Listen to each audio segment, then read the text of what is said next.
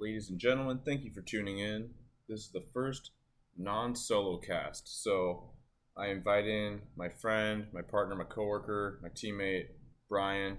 We have some discussions about police work in general, about some wellness that ties in mental, emotional resilience as it pertains to the job, and what that means for recruiting and for those that are in the career and those that are looking to come into the career. So, true to form, we're talking about how great of an idea it would be because we're always having these conversations. We're always talking about what the job's been for us with each other, spending lots of hours together, lots of hours brainstorming, thinking about what else to do, how to reach people, how to connect with people.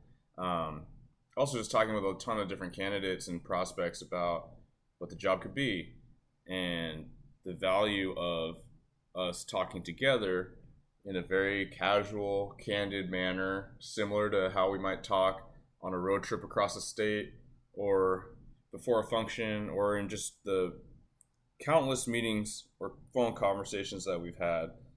But of course, once we kick on that microphone, it became awkward and we were continually focused on the microphone or how we're sitting or we're sitting close enough and what it might sound like. So bear with us as we learn through this process. But like most things on this, my leaning was towards releasing it as it was rather than doing another take or having practice runs, because I think that a lot of the value is truly not rehearsing too much and giving you that straightforward, a little bit more raw approach and just what's coming to mind. So thanks again and hope you enjoy. Welcome to Blue Grit Radio. It's me, Eric, but I have a special guest with me today, Brian, my partner in crime, currently in recruiting, the Robin to my Batman. But maybe you're more like Alfred because you do a lot of the brains of the operation too. Butler, huh? Okay. That's the power play. I'll take it. All right, so this is gonna be a little trial run. We're going our first conversation on the podcast, but really, I just kind of wanted to talk on a few different things. Blue Grit Wellness started as mostly like a fitness and health thing related to first responders. You've certainly been doing the job for a bit, and we talk about the job a lot currently in our role with recruiting. And we're talking about why we got into the job. We're talking about what the job can bring to people as a career. And we're hearing all these stories about why people are putting themselves out there and entertaining a career change. And so I just felt it very relevant to talk about what we are doing and what police recruiters are doing and kind of some of the challenges that are facing them and us. So did you want to know my why? Was that the question? Or Yeah, there wasn't a question there. Let's start with your why. Why police? So to not go too far back in my past, but I've kind of always been the one to stand up for the little guy. I hated that. I've always hated it when people think they can get away with things and take stuff that's not theirs. Bullies. Bullies. So was bullies. I've always hated bullies, and so being a police officer, I just thought, when I was 19, 20 years old, I just thought, I could be a police officer and I could actually go get real bad guys and put them in jail. That amongst the excitement of being able to chase them and, get them to confess, all that stuff that's in the movies and whatnot. Because that is real life. It does happen. Maybe not every day, but maybe even seldomly. Yeah. Was there a part that appealed to you the most, like in that symbolic police, or that maybe that illustration of what you thought of growing up and as a young adult? I don't know about symbolic. I mean, it was just really the idea of just being part of something bigger than myself that could go after bullies, basically. Obviously, I've always had a heart for service. I think that's why I hate the bully, because you shouldn't be. I want to stand up for people that can't stand up for themselves. But yeah, I don't know about a symbolic thing. Yeah. I feel you on that. I mean, I grew up as like the shy, skinny kid, and it really just was me coming into my own confidence and trying to be that I guess that beacon of hope in some ways, and that person that would stand up for the little guy. I wasn't like picked on or beat up or anything like that per se, but definitely, I had crimes, committed, in college, and people I knew, people that are predators, and breaking into places, lighting our house on fire in college. Like that's all like pretty messed up stuff, right? So you can definitely do something about it. Wait, you were lighting houses on fire and no, stuff? I was in college. Someone tried to light our house on fire. Oh. Me and my buddies in the fraternity, all asleep in the middle of the night, and some unknown suspect who's never been identified to my knowledge, like pushed a couch up against the house, doused it in gasoline, and lit it up on fire. Like most of us woke up to the fire alarm and having to clear everyone out of the house. That's pretty serious. Yeah, I have some things with fire, man. It's yes. Like it's my superhero origin story. Yeah, born in fire. Yeah, I guess so. My why though really has. It's kind of always been that idea of being, sticking up for the little guy, sticking up for somebody that can't stick up for themselves. Did you fix that? So embarrassing. Windows noises. So my why has changed, or has always kind of stayed the same. About sticking up for the little guy, sticking up for somebody that can't stick up for themselves.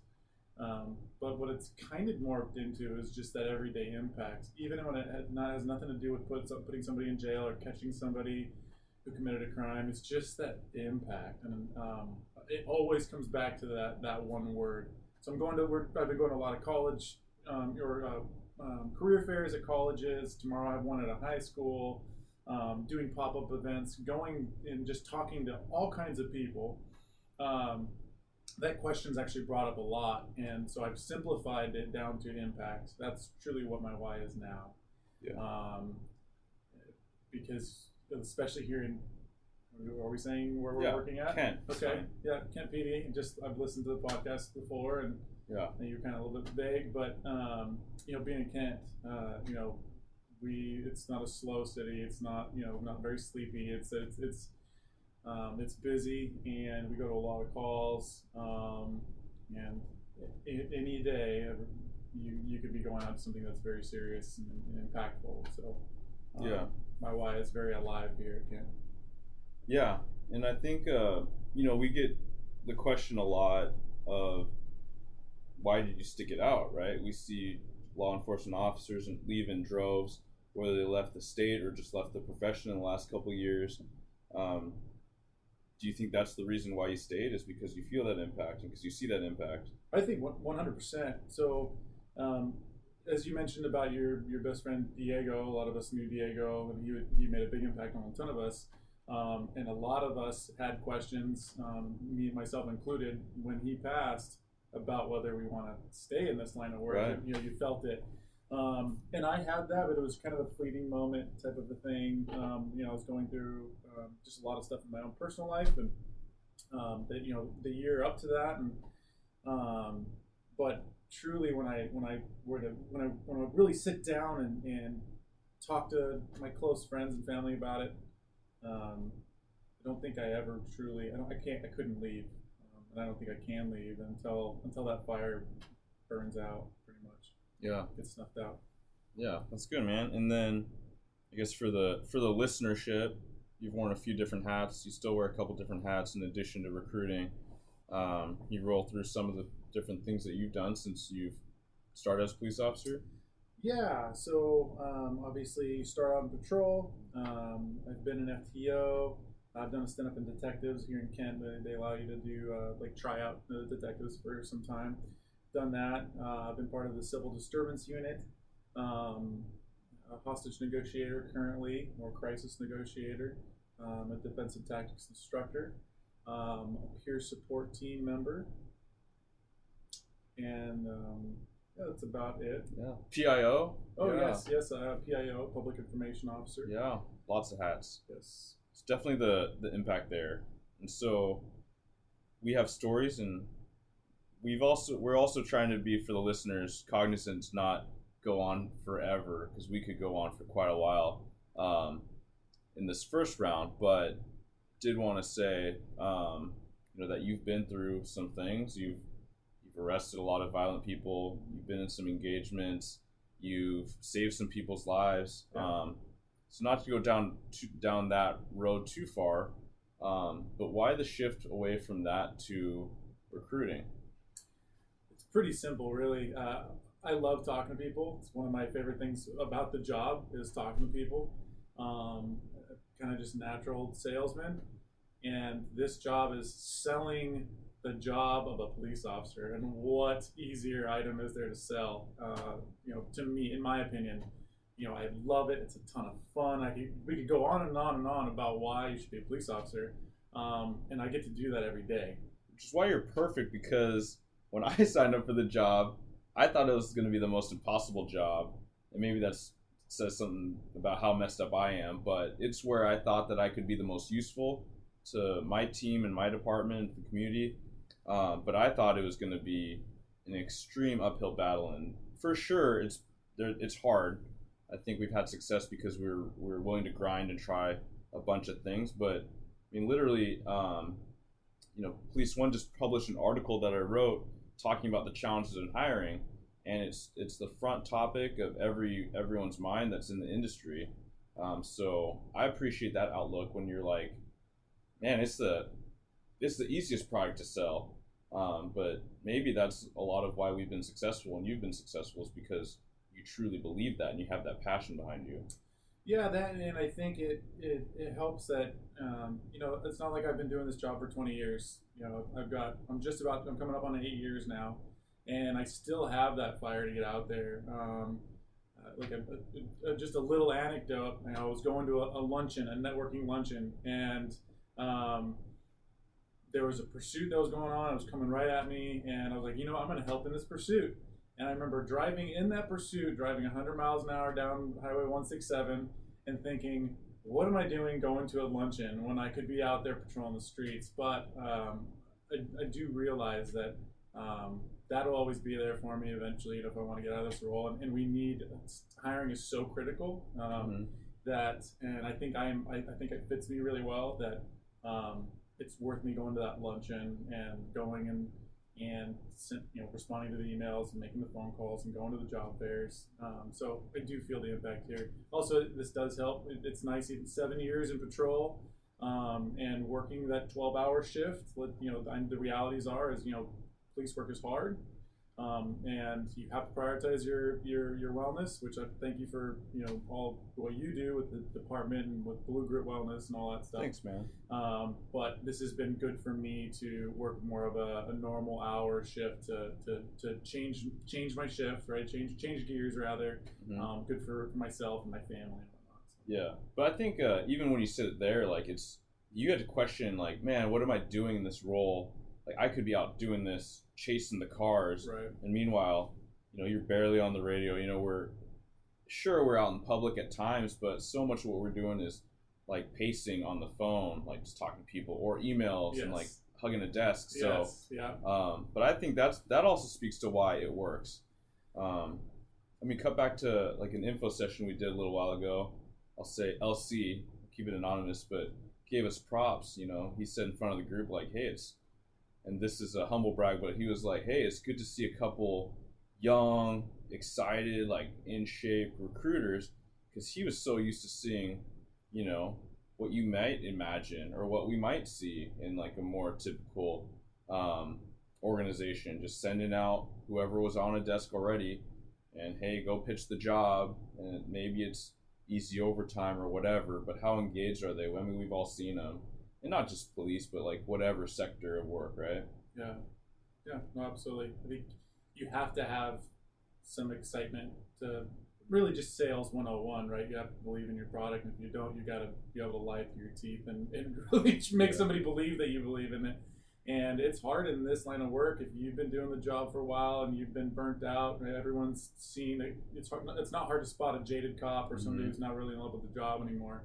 And if you put that person in a recruiting role, man, that's kind of a recipe for disaster. So Yeah, for sure. you're just not going to see success. Absolutely. So.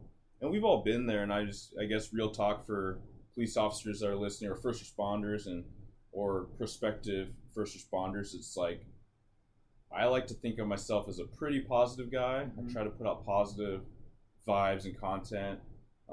Brian's certainly a super positive guy, but everyone has their days, right? And Absolutely. sometimes it just takes that moment, that step back to say, like, where am I at, or like, how do I find my why, or just remind myself, like, the purpose, what we're driving towards.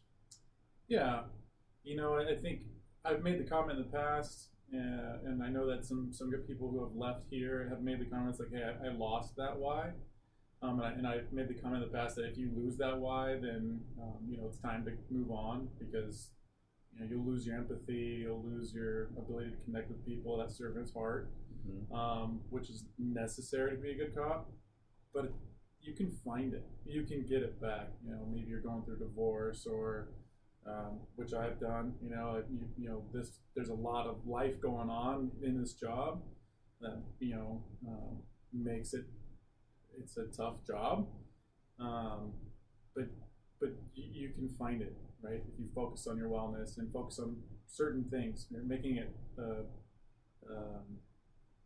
concerted effort to make it a priority, like having a gratitude journal, being a gratefulness journal. I forget what he called it. Gratitude. Yeah. We just had training yesterday that talked. The instructor did a great job sharing, some of his anecdotes, and one of those was, just simple gratitude journal that you can find at any store or online. Yeah, no, that's good, man. And I do always hope that people can reset and find their why. We have several friends that they left emergency services, and absolutely no judgment. You have to do your self check and see where you're at and where your family's at. And I think that it would be healthy and helpful if a lot of people did look at this job as a potential full career, or a potential, 4 to 10 years, where they really put in a lot of service. I think in a lot of ways people may reflect positively if they just thought of it like, hey, it's like going in the military. And I don't mean at all to say like I know what it's like to be in the military. I think that's the worst thing when people compare something to that. But what I mean is, like, it's a commitment to serve others. It's something that can be very exciting. It's something that can really develop someone, really instill discipline and drive and commitment, all these great things. Because we know a lot of people that put in either a handful of years or a ton of years, and they're doing something else completely different very successfully, because they learned all these skills and learned how to deal with people, learned a lot about hard work, right? Yeah. Sometimes you'll hear, I've actually just heard this recently from an older cop here saying, well, what else am I going to do? If I retire here, I've just been a dumb cop my whole life. But man, you have learned so much. You have so many skills and things that you can bring to the table after the fact. So I've never really thought about doing you and I have talked many hours in our time together.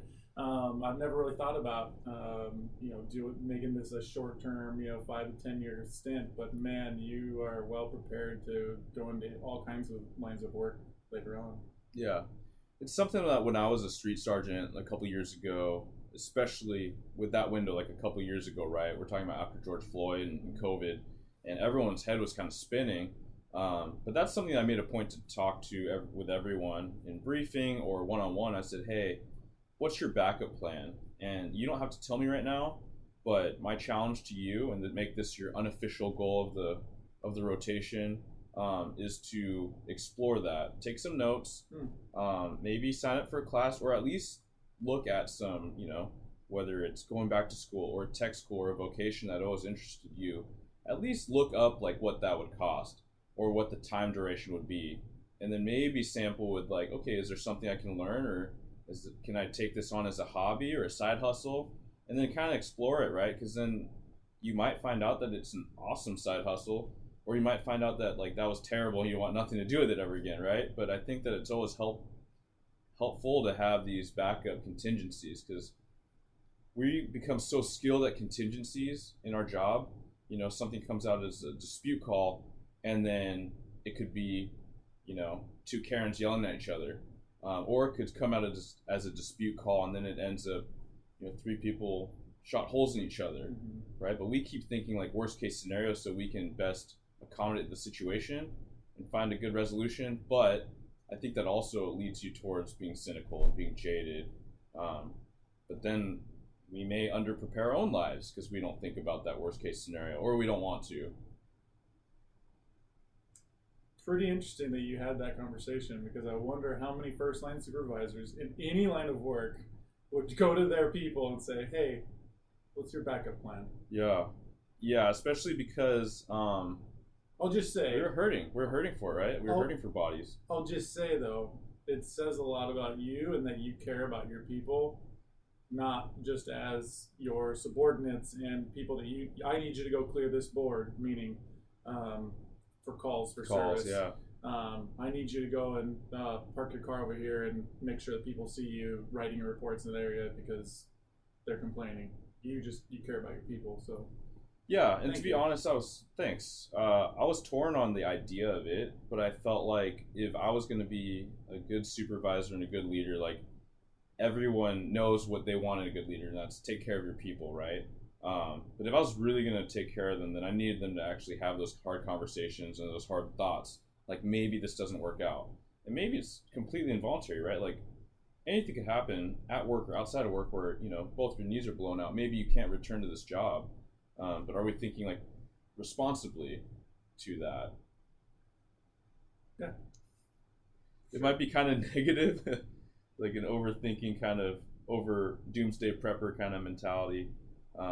No, to me, it's almost like almost like a fatherly type of mentor hat that you put on. This sergeant, or first line supervisor, sergeant, lieutenant, whatever it is in your department or whatever job you have, like, you don't have to do those things, and you did it. So. It does end up feeling kind of like that, though. You say fatherly. It does feel like you have a bunch of baby cops running around. I mean, you're a field training officer, like, especially when they're younger than you, and you have that component of maybe it's a generational thing, or maybe it's just a experiential thing. Yeah. But you're that guide and that mentor, and it does feel weird, and it feels heavy, like that burden. Like, you hear a call that's developing super stressfully, and you hear that in their voice, and you know what the risks are, and you're not there, and you're driving as fast as you reasonably can because you're like, okay, I need to get there to help. It's a little bit of that, you know, Papa Bear or Mama Bear kind of situation. Mm-hmm. But before I forget, I guess, like, on the other hand, there was a part of me, because when you say there's those guys that are like, well, what else could I do? You know, I make this much money being a cop, and I don't have an education or other work experience. Like, what else could I do? I think that by looking on the other side of the fence, you realize that the grass isn't always greener too. So that's true. It was strategically for some people, my hope was that they would entertain it. They would, one, have a little bit more faith in themselves, and then maybe realize, like, what impact they do make here at work. Right. I just came from a wedding from out of town, and I got to meet some new people. But one of the guys I met was kind of in this, similar age to me, mid to late 30s. But he was kind of in this funk where he's just like, yeah, I'm at this job and it pays well, but I don't know what I'm doing. Like, I don't know why I'm doing it or how long I have to do it. And really, the conversation led to a place of purpose, right? He didn't feel like he was making a difference. And absolutely. Kind of gave me the nod and the glance when I shared that I was a police officer. You could tell it was something that he thought about, when he was younger. Right. That whole thing. So I feel very grateful. We're talking about gratitude, talking about yesterday, but I just feel grateful for the opportunity to have purpose. I mean, you could literally come to work and then you could change someone's life in the most significant, positive way that other people don't have. Yeah, on the gratitude. So yesterday we wrote down 3 things we were grateful for, and it was very quick, very easy for me to put wife, kids, friends, and then 3, I didn't it just was what my hand wrote was this career. I'm super grateful for this career. And one of the big things that we've been doing differently, I guess, I don't know if it's differently, but what we've been doing in our recruiting efforts here is looking for those 30-some-year-olds who have been successful in some of their line of work, right? Who have, maybe they're making six figures, maybe coming over here is a pay cut for them, and that's scary and all that, but they have lost their purpose. Yeah. Or they just, they promoted quickly and early on, and then they found themselves almost, stuck. Like plateaued, right? Yes. They're not growing, they're not learning anything new. And they're looking at retiring at 60-some years old, and they're thinking, I'm going to have to do this for 30 more years. Mm-hmm. And then I can talk to them. I can go, hey, all the skills that you applied to this job, all the things that have made you successful would make you successful here as a cop. Only you get to retire at 53 if you want. And all these benefits, and you get impact and purpose, and that's what really, right? Okay, yes, they need they need some decent money, which is what Kent PD is doing a great job of, compensating us well. Yeah. But you don't have to keep selling all the time. Yeah. But what they're truly looking for is that impact. Yeah. The people, that 32-year-old dude who's been crushing it in sales or whatever that job is. Mm-hmm. Yeah, for sure. So whether, I guess to change gears a little bit, whether it's the 32-year-old dude or the 22-year-old gal, mm-hmm. I know that there's some people that follow this that are looking to join the ranks, or they're coming up, they're 19, 20, and pretty soon they'll be old enough to test. What are we looking for? What are you looking for when you meet someone or you meet a group of people, and what stands out? Yeah. So this actually, I started thinking about this yesterday when we were going through our class. We bringing it up again. But we talked about the difference between IQ and EQ. Now, everyone knows what IQ is. It's your intelligence. And I always like to say, I'm just a dumb cop. Right? I've got a little bit of college. You love that line. Yeah, I love that line. It definitely works for de-escalating people too out on the street. But truly, I've got a little bit of college. I'm telling you, my IQ is not going to be off the charts. You had a good cognitive score, though. I did get a good. Yeah. It was a 30. It was solid, but it's my emotional intelligence, my ability to connect with people, to talk to people, to be empathetic.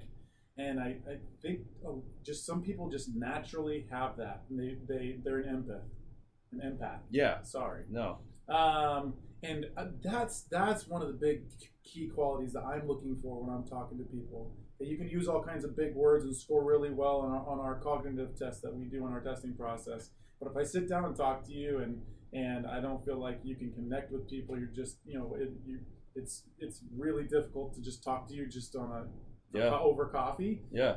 That's a big deal. Yeah. Not just nerves, but just that awkwardness, right? Like you don't know how to talk to people. Yes. You have to be able to talk to people. You have to know who you are. One of the big things, another thing I'm looking for in younger people is a point of view. Are you confident in who you are? Are you going to be able to go and talk to that crazy person or I don't mean to be disparaging, but a mentally ill person, somebody who's high, somebody who's drunk, somebody who's angry. Are you confident enough in who you are? Are you not normal enough, but just are you? Are you socially aware? Yeah. And to be able to just talk to somebody. Yeah. Those are the things that we're really looking for: the ability to communicate, to connect, to see both sides of the fence. And we need that now more than ever with the divide that we see that the media tries to put out there.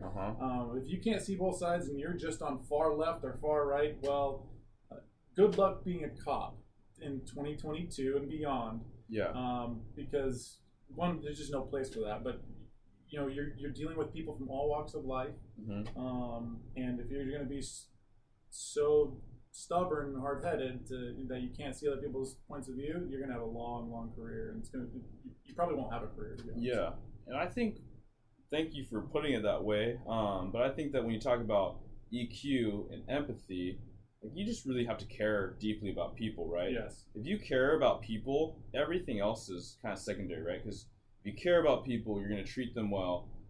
You're not going to judge them, not going to treat them with bias. You're going to look at them as a human being, right? And like for sure, like when me and Brian say something like crazy, it's like, yeah, like some people are just acting crazy, right? Whether it's drugs or whether it's just their own attitude, their own temper that they bring into the situation.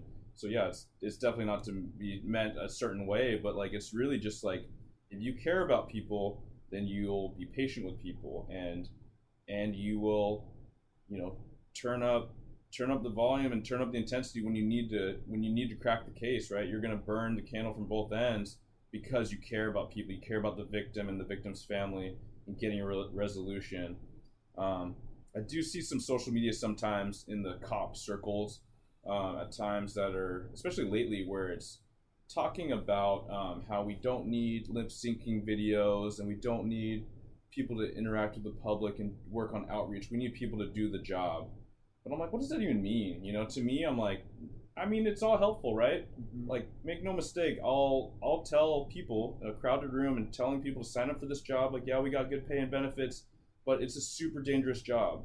Like, I lost my buddy, you lost your family friend. Many of us have had close calls or know someone that was right there where you could have flipped a coin and been like, you gonna be here tomorrow? And some people don't like my tone where I talk about the danger of the job, but at the end of the day, yeah, we're dealing with really dangerous people at times, and the risks are very high at times. However, at the end of the day, like, you still need to be people, and we need those hard chargers, and you don't have to reconcile that. It doesn't mean, like, just because you can be friendly on social media, doesn't mean that you can't fight crime, or vice versa, right? Yeah, it can't be. It's not just you can have one and not the other. You can have both. Yeah. Like I think there's that quote out there. You'd rather be a warrior in a garden than a garden in a war. Right. Yeah. So I mean, I can handle myself. I'm a defensive tactics instructor, and I train regularly. Mm-hmm. But I rarely get any type of use of forces. Granted, I'm in recruiting now, but I rarely have in my career. It's because I can talk to people and. But there's a lot of anecdotes to that, right? Like whether it's first responders or jiu-jitsu practitioners or masters, right? Mm-hmm. Professional fighters, like a lot of them aren't getting into fights because they don't have to. They have the confidence, and it's only like that last resort, right? Like kind of like defensive tactics 101 or martial arts 101, right? Yeah. Only when you have to, but so often it's like you get painted with a broad stroke and it's all stereotyped or something, but truly I think when you are proficient, when you're fit, when you're skilled, you're trained, that's when you have all these other skills, and mostly your intellect, right? Like assessment. But I still think it comes back to that empathy piece, because I care enough about this person that I don't want to have any type of physical confrontation. Right. Yeah. And I think it have. Sorry, not to belabor the wellness part, because but then again, that is your. It's all tied together. Yeah, it's all tied together. Because you can hire somebody who you think has those qualities, who's an empathetic person and can see both sides of the fence and exactly what I'm looking for. But you can lose that in this job too, because it is so dark, right? Yeah. Yes, as a salesman, I'm putting on the hat and I'm telling you about all these cool things that you can go do and the impact and all this. But man, you're going to see dead bodies. You're going to see violence. You're going to see what the evil and what the worst traits and qualities in humans. You see that in real life. And if you don't prioritize your wellness, then you lose that and you become that monster. Yeah. And not to talk too much about Derek Chauvin and who that person was. I didn't know him, right? But when I look at the video that I see, I'm seeing somebody who has either no longer has empathy or never had empathy. I would guess that this person who's been doing the job for 17 some years has lost that piece of empathy. Sure. In that, even if it's just for that moment. But you can't have that. Yeah. You can't have that in police officers. Absolutely not. Yeah. So what have you found that helps you stay grounded, stay positive, kind of pull yourself out of that darkness at times that we see? Self-awareness for one, right? Because I can go down those pits, to be, and I'm an open book. I mean, if I'm on this podcast in the future and we go long, with really long episodes, like I'll tell anyone my story, but been through a divorce and been in really really low places. Have I've just dealt with my own mental health problems. Yeah. But I know how to get out of it because of the books that I've read, because of the podcasts that I've listened to, because talking to people like you, and we have other supervisors here that I've talked to, like Commander Grove, and just other people I look up to. Always being willing to talk about it too. Yeah. I think that's probably the second one. My self-awareness, but I don't ever hide from it. If I'm doing well, I'll tell you I'm doing well. If I'm not going to tell you that I'm doing well. Yeah. I'll have those hard conversations. I try not to bury stuff. I don't hide it from my wife. My wife and I will, I'm not the type to go to bed angry or to walk away. I'm almost to a fault sometimes. I'll talk when she doesn't want to talk. Oh boy. But being self-aware and just being able to talk through the things that are difficult to talk about. Yeah. So I think those are my two big things. That's good. I appreciate you sharing that, and I know where both you and I stand with talking about things, being part of peer support. Basically just relieving that pressure valve. But I think it takes people to say these things out loud, mm-hmm. to destigmatize. Talking about mental health and emotional health and first responder work in life. There's definitely a lot of people doing a lot of work, that I look up to in this space. And there's a part of me that's like, man, do you really need one more person to have these conversations and have this podcast even? But when I think about it, not to be too cheesy, but I'm like, man, if a couple people listen to this and just because they know me or because they feel like they know me through the social or whatnot, or just something about me reminds me of them and just resonates a certain way, if that helps them open up and just kind of take on some of that practice, then it's worth it. Yeah, it is. Because we can't think too much about proven results. I talk to some officers often that think about the weight of this job, or even reflecting on their career, whether it was 10 years or the end, right? And it's easy to think about the really dangerous, scary moments, and maybe some really heartfelt moments, but sometimes I just challenge them and I ask, how many people do you think that you saved because of you and your partners going to that call, getting there within a couple minutes, whereas if you weren't there, maybe it would have taken a couple minutes longer, right? We've all had those times where you realize you weren't there quite quick enough and you played that back, and sometimes it seems like there's nothing you could have done, but how many times just by being there or just by driving around, like hopefully visibly deterring crime, right? That's the thing. There's a reason why our cars look a certain way, right? Hopefully it just stops someone from getting hurt or victimized. Yeah, just trying to stay positive. No, but good, man. Well, we are at 36 minutes and 20 seconds on the counter, and I feel pretty good about this length and being unedited at this time. I think we're pretty good to put it out raw if it's if it's audible. So any last parting thoughts? You mentioned does we need another voice in this space? And you contemplated that before you even put this podcast out. I know that you mentioned it. But I would say, like, for me, I'm a guest on a podcast about wellness as a cop. And I'm nothing special. I'm a normal guy. And You're a pretty special guy. If anything, really, it normalizes it because I don't have magic answers, right? My answer was self-awareness and talking about it. And yeah, I've read books and I've listened to podcasts and I've talked to people wiser than I. But there's no special. I think what I'm boiling it down to is there's really no special secret ingredient to mental health, or what in any line of work, but in policing especially. There's really nothing special about it except for just being honest and open with yourself, with others. Stuff can get dark, but it can always get better. Yeah.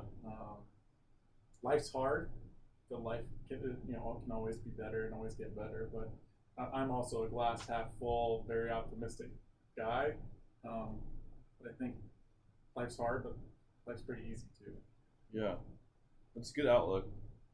And so, just like Brian said, I mean, I think that the takeaway is sometimes it's not rocket science what helps you out, but he's simplifying it like be self-aware, right? But it takes a lot to get there. And so I guess where I'll end, like with my thought is, keep those that you care about close to you, right? Because if you can't be self-aware, hopefully they can call you out and have that call-out culture when you're slipping, when you're making a mistake, or to check on each other, right? That we need in this job, that we need in our lives and our families. But it's worth trying everything if things aren't feeling good or going well, right? It's worth talking to someone, talking to a professional. If that didn't work, well, shoot, that's one person, right? If you went to the doctor because you're feeling like death and they told you there's nothing you could do you think that you might seek out a second opinion? So that's something I say sometimes when people say, oh, I've tried counseling or I've tried marriage counseling. I'm like, well, try again. Try someone else. Maybe on a Tuesday it's going to take better. But yeah, it's all things intertwined. So whether it's fitness, nutrition, sleep, things that I do want these discussions to go toward, but really be patient, give yourself some grace, and be open, receive help, and yeah, we'll get through it. All right, Brian. Well, thanks again, man. Appreciate you chatting. Absolutely. Thanks for having me on. I do imagine that just like everything, the practice will make perfect. Yep. Or permanent. And we'll talk to you next time. Thanks for listening.